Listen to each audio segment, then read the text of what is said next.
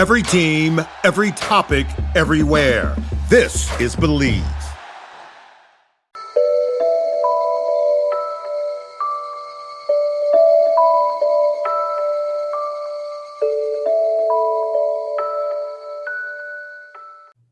Breaking news, we have new evidence in the search for MH370, specifically new hydroacoustic data from a network of hydrophones in the southern Indian Ocean that were recording on the day that MH370 disappeared. This is different from, but complementary to, the hydroacoustic data collected by the CTBTO network that I've discussed in earlier episodes. This data is from a French hydroacoustic array, a group of hydrophones that had been deployed just a few months before MH370's disappearance. The data was analyzed and submitted to French and Australian official investigators, but it was never released to the public until now. This data essentially gives us a whole nother window into the question of whether MH370 made a noise when it crashed into the ocean surface, and if so, where did that happen? And this is what I'm going to be talking about right now.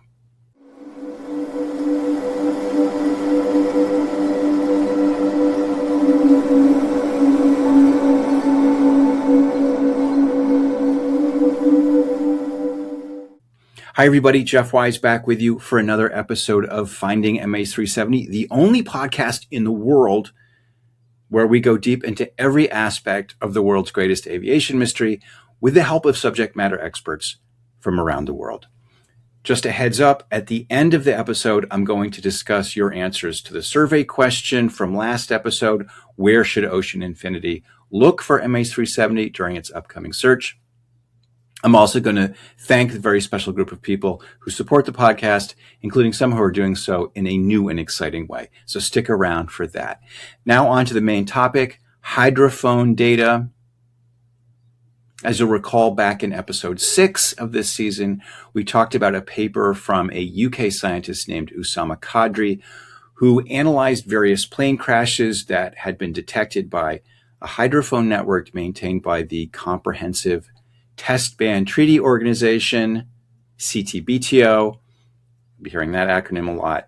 This is essentially an array of underwater microphones that are designed to pick up the sound of nuclear explosions that might be made by countries that are trying to develop the atomic bomb, join the exclusive club of countries that have nuclear weapons. Everybody wants to be in that club. Of course, in listening for that, they hear all sorts of other things.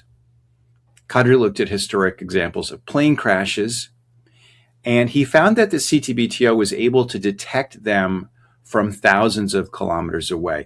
And he argued in that paper that they should have been able to detect MH370 as well.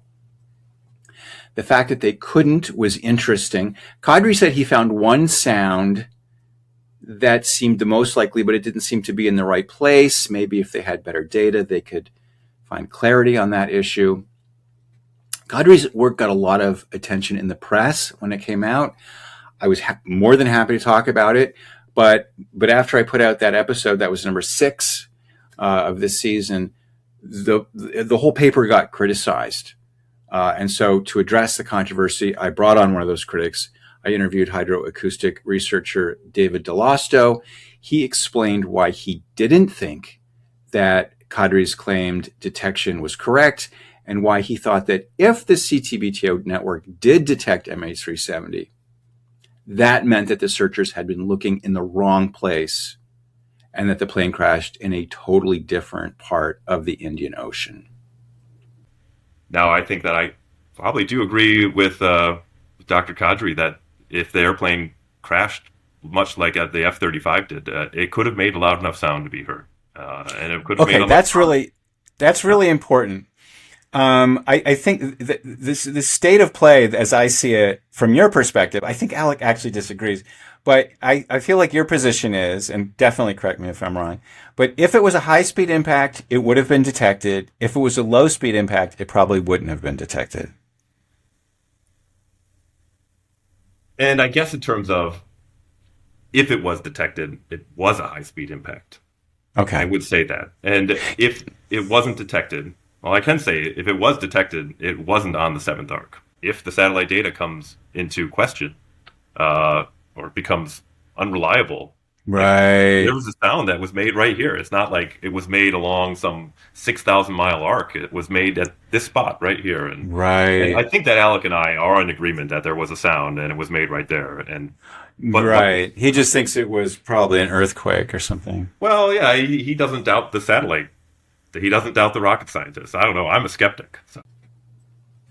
So as of 2025, that's where the matter stood. If the plane did indeed go into the southern Indian Ocean, it didn't seem to have made any detectable sound in doing so, or if it did so, it was really far away from the seventh arc. And so the searches were looking in the wrong place. I did not think, and I don't think anybody thought seriously that there could be new hydroacoustic data to come along.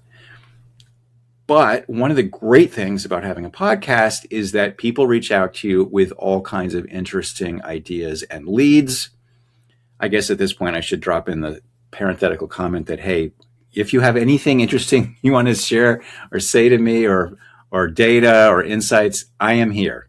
Hit me up, comments, show page, finding MH370.com. I'm very easy to reach. Anyway, this April 2026, I got an email that started out like this. Good morning. Let me start with a brief introduction. My name is Robert Parker, and I am a retired U.S. Navy sonar technician. I spent the last 20 years of my 30-year career as an ASINT, acoustic intelligence specialist, and spending a significant amount of time analyzing sonar data and underwater recordings. Parker went on to add in his email, with my background in acoustics and some experience with finding sources of data, I came across a possible source of acoustic data that has likely not been screened for MH370 related data. The Oasis Bio has several buoys which were moored in the Indian Ocean recording data for whale surveys and seismic events. I reached out to the organization that had the data, but I received no response. With your credentials as a journalist, I thought you may get more traction in trying to get that data for analysis. Honestly, my reaction to this was to think, oh, great, another rabbit hole to go down. Honestly, I really doubted that whatever this thing was, it was going to have any useful data that no one's heard of. And that seemed like a very far-fetched idea. I mean, surely if there was anything there, we would have heard about it by now. Would make sense. But, it's kind of my job to track down any and every conceivable lead relating to MH370. So I did some Googling, I sent some emails, and sure enough, I found the researcher who ran this network, and he sent me the data. He sent me the paper that he had written up. He didn't send me the raw data, but he sent me his conclusions. And it was actually pretty interesting. I'm going to put a link to this paper in the show notes. You can also find it right here. I really want to interview the author of the paper, Jean-Yves Rocher. I was also interested in speaking to Robert about his work in the U.S. Navy intelligence. I love talking to people that work in secret sleuthy stuff like that. Robert agreed to talk to me. This is one of the things that I talked to him about. I was in the Navy for 30 years. I was the last 20 of which I spent at the Office of Naval Intelligence. As what's called an acoustic intelligence specialist or an ACIN specialist. It's a program that was started back in the 1960s, 1962, in response to the Soviets and the number of submarines they had, and we needed recordings of these so we could conduct intelligence on them. But most of the job is going to sea to support ships and submarines, actually conducting those intelligence operations, looking for those recordings to find those foreign platforms and make recordings so they can be analyzed and bring them back to O&I. In general, we worked directly for the CO of a ship or submarine when we were on their platform, and we helped them get in the right place and do the right thing as far as getting the intelligence. I've operated every current system that's in the Navy right now. Sonar tech, as a sonar tech, there's towed arrays, there's hull-mounted sonar systems, there's sonobuoys, and on that network side that you were talking about, the network you're talking about, IUSS, integrated undersea surveillance system. I've heard this comment from viewers before, which is, listen, the United States has this absolutely vast military. They have satellites overhead. They've got hydrophones everywhere. They know what's happening everywhere. If this happened, they must know what happened to it. So I have to answer that question without really answering that question because of the classification, obviously. Sure. And if you think about it this way, I mentioned that the program came about in the 60s, and that's the same period that IUSS program kind of started. So if you look back into it was called Project Hartwell or Jezebel at the time, we wanted to put those sensors in places where our potential adversary, the Soviets, would operate, so that we could actually see them. Right. And if you follow the history of our adversaries, the same thing kind of applies today.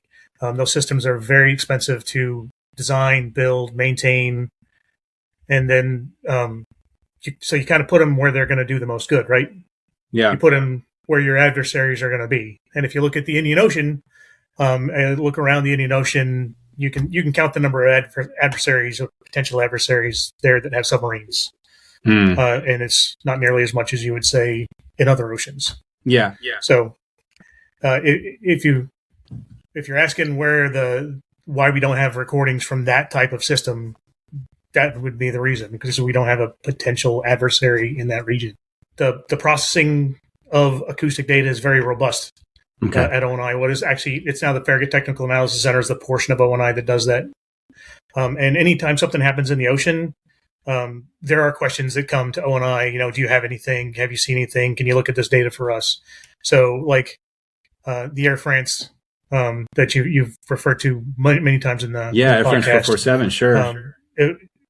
The question was, hey, did you see this? Is there any acoustic data that you can share? Same thing with ARA San Juan. Anything that sinks in the ocean, that the ACAN program, the ACAN specialists, especially, kind of get involved on the fringes of that, looking for that data and trying to help with that data. So what would happen if it was picked up by the military? Would the military stick up their hand and say, by the way, we can give you some hints?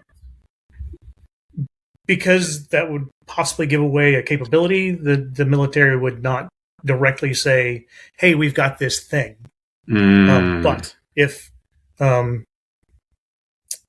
of the sensors detected something, we'll say, they would be able to tell people where to look. They would be able to tell the right people where to look, if that makes sense.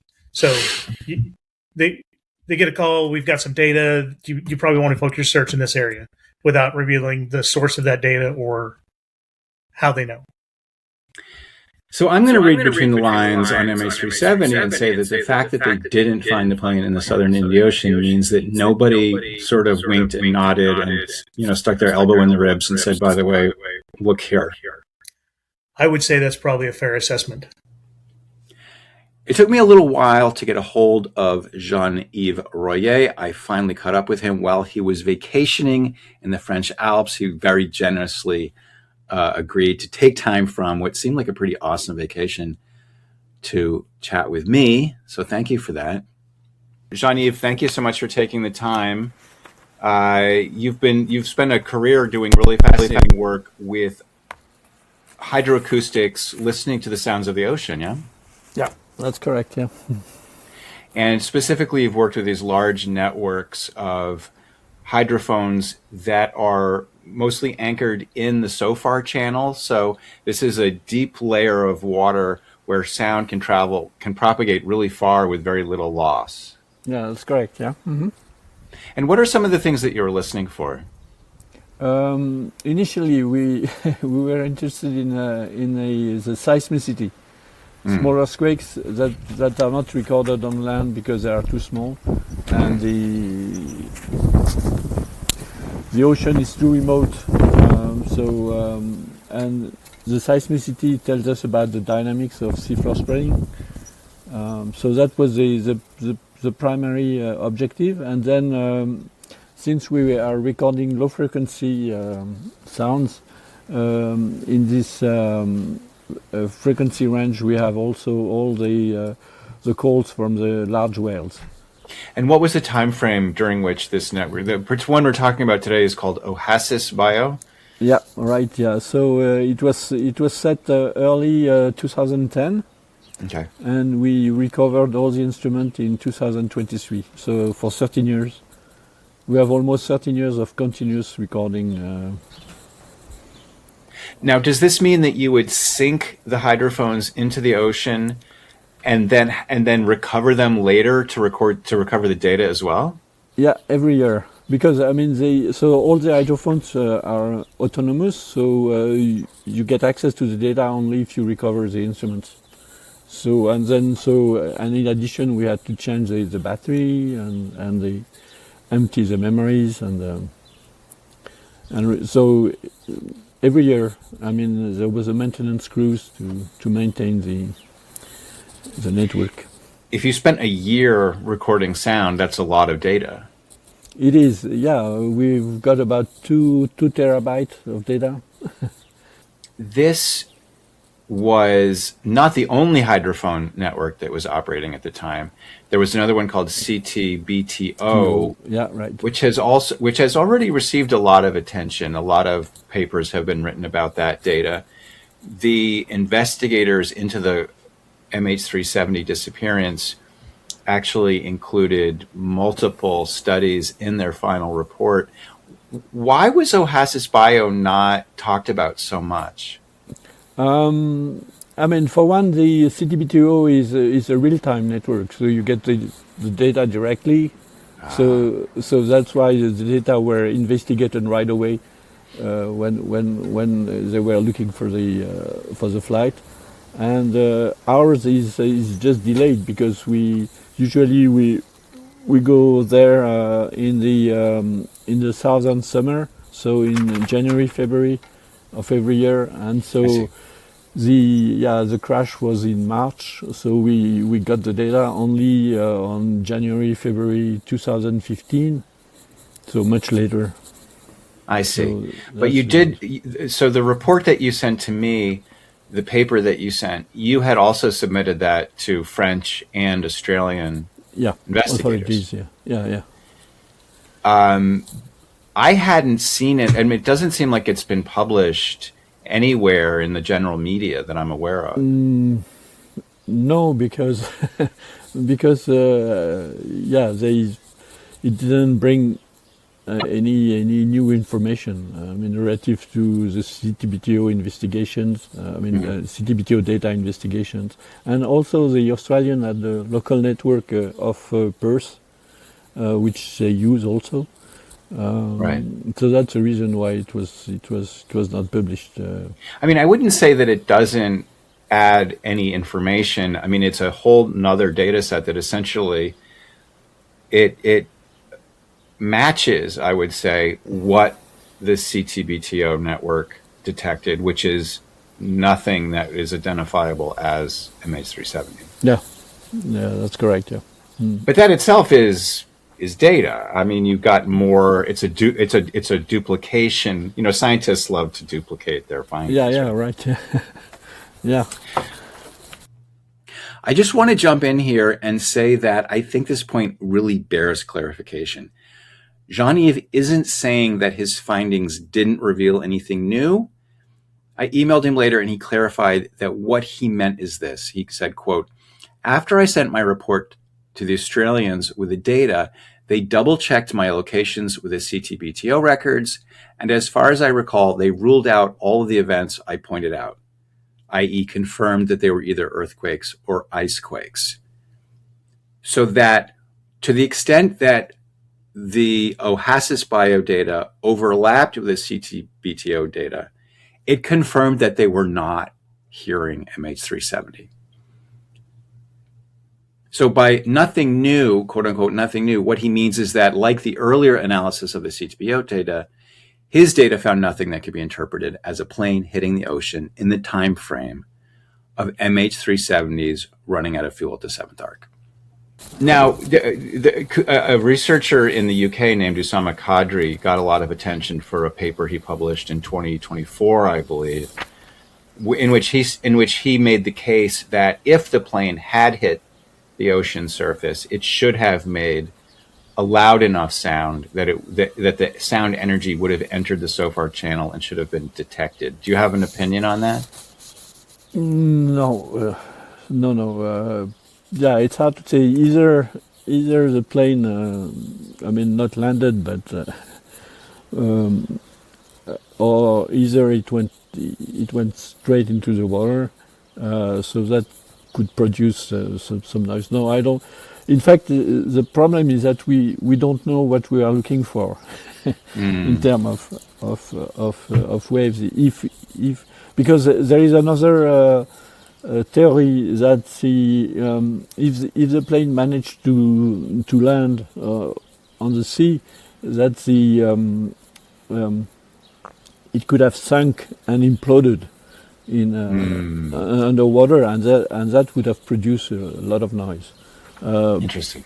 But no, in fact, well, it might not tell us what happened to the plane, but it does allow us to maybe rule out certain things, as you say, like. Probably if the plane had sunk through the SOFAR channel, which is quite deep, it's, I think, more than a kilometer deep.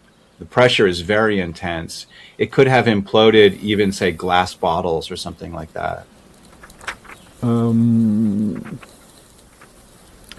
Yeah, but to make a loud sound, intuitively, you need a large volume of self-implosion. Okay. Have you heard about this Argentinian submarine that sank south of the Atlantic? And yes, that was one of the examples that Usama Kadri cited. The ARA San Juan. It was detected, and I think that detection helped to locate the sub. Exactly. Of course, that's something that probably did implode, if not in the SOFAR channel, then closer to it. No, but in fact, you don't need to implode into the SOFAR channel, because more or less any sounds produced in the water column will be trapped by the SOFAR channel. Oh, I see. Because the SOFAR channel is more or less the seawater depth. It goes from the surface down to 3,000 meters about. Depending on the latitude, of course, but then so it's not a narrow layer. It's really the whole water column, and then the waves. The fact that the waves are propagating very far is because the sound waves because it's a low sound velocity zone, so the waves don't bounce on the surface nor on the sea bottom, and they just travel within the SOFAR channel without any reflection. That's the reason why the sounds propagate without attenuating over very long distances, especially low frequency sound, and powerful enough, of course. So there's the possibility that the plane ditched, sort of gently touch down on the surface in a way that would not generate a lot of sound energy. Maybe that would be hard to detect. On the other hand, if the plane impacted at high speed, at a high angle, there have been cases where planes, according to Usama Kadri, have been detected when they make that kind of highly energetic impact. Or, as another acoustic expert I talked to indicated, that, as you said, if there was some kind of something of sufficiently large volume inside the plane that would implode as it descended, that might create enough sound energy. Yeah. That's the true possibility of generating a sound powerful enough to be detected far away. And the other problem which we had on the Oasis biodata is that so the hydrophones are further west relative to the CTPTO station of of Australia. And then at the very time of the crash, there was a big a lot of noise in the data due to seismic exploration. So I don't know if you. I mean, I have some figures in my report where you see all the seismic shots, and they are very powerful, and it's very hard to detect anything behind it. And so if one of these shocks was going off at the moment that the plane impacted the surface, it could mask. Although, would it be possible that because these things occurred at different locations, the sounds would arrive at different times at the different hydrophones, and so it might coincide at one hydrophone but not at another? Yeah, that's possible, but the distance between hydrophones are in the order of 1,000 kilometers. So I mean the delay would be about half an hour only, or so. I don't think it would. I mean, in fact, on most of the hydrophones we had these seismic shots. I mean, you could spot them right away almost, and even on the CTBTO station of Diego Garcia, they were also obscured by these seismic shots. Right. But another problem is that your hydrophone that was closest to the presumed impact site, it did not come back up when you gave it the signal? Is that? It went up. And then, but the captain goofed, and then the instrument went into the propellers of the ship and just sank. Oh no! So it was really a mishap. That's a shame. It was the first time this captain was recovering such instruments, and he felt he knew everything, but he goofed completely. Oh my God! He ran it over and chopped it up with a propeller. Yeah. So all the buoy was chopped off in bits and pieces. There were plenty scattered on the sea surface, and the instrument just sank. That is really so tragic. we know more or less where it is, but it's 4,000 deep. Oh my God! 4,000 meter deep. So and also the instrument I don't think would have could stand such pressure. So, the data's dead. Yeah, more likely, and it's unlikely that we'll get any submersibles to dive to pick it up on the seafloor. You must have been very excited when you realized that you probably realized right away that your instruments might be useful in helping to solve this mystery. Yeah, and in fact, I was contacted by the French office called BA. It's a Bureau of Accident. I mean, they always investigate all the catastrophe. I mean, airplane catastrophe or. The BEA, Bureau d'Enquête et d'Analyse. And then they contacted me because at the time they were looking for the black boxes. Yeah. And but the trouble is that the black boxes, their emission is 37 kilohertz. So, and we are recording only between 0 and 120 hertz. So there was no way we could. So they were hoping that you would be able to detect the acoustic pings sent by the black boxes. It's it's an ultrasound. Yeah, it's above human hearing frequency, whereas the things you listen to are below human hearing. Yeah, exactly. Also, I think that these pingers they're only detectable at several kilometers at most. Yeah, they are not that powerful, that's the second difficulty. So, right. So I couldn't help at the time. Yeah. Well, it absolutely blew me away. One of the listeners to my podcast asked me about your network and asked if the data would be available, I reached out to you and you very generously shared the paper. It's fascinating to me that 12 years after the plane disappeared, we have a new data set essentially because your data came to light, which Yeah, well, in fact, as soon as we recovered the data, I looked into them, and that's when I produced my report and sent the information to the Australian and the French authorities. And in fact, I also sent the data, and they, recomputed and reanalyzed the data, and didn't find anything new relative to what was known from the CTPTO stations. Right.